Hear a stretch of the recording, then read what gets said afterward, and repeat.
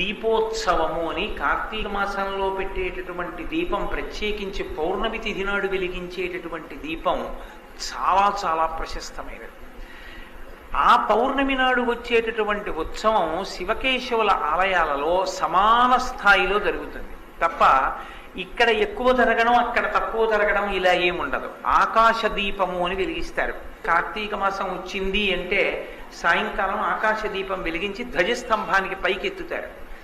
ఆ పైకెత్తేటటువంటి ఆకాశ దీపం ఏదుందో అది కేవలం శివాలయంలోనో కేవలం విష్ణువాలయంలోనో కాదు, శివాలయంలోనూ విష్ణువాలయంలోనూ కూడా ఆకాశ దీపం పైకెత్తుతారు.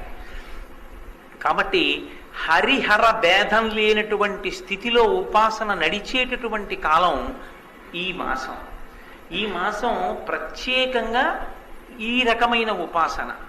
రెండు, దీపమునకు సంబంధించినటువంటి వైభవం. మూడవది నదీ స్నానం.